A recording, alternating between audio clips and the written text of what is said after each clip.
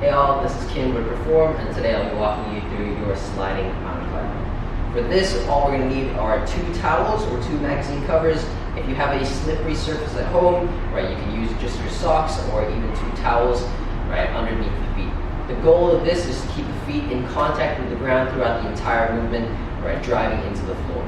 What we're going to do, we're going to come into our high plank position. So hands are just going to be just at shoulder width underneath the shoulders.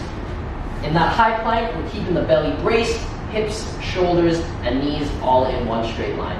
We want to make sure the hips stay parallel to the floor the entire way through, right? And keeping the feet onto those 2 towels, we're going to drive your knees in towards your chest, one at a time. As I kick forward and kick back, the other knee comes forward, and I'm going to consistently go through this movement, nice and controlled, keeping those hips parallel to the floor the entire way through. And that, guys, is your sliding mountain climber.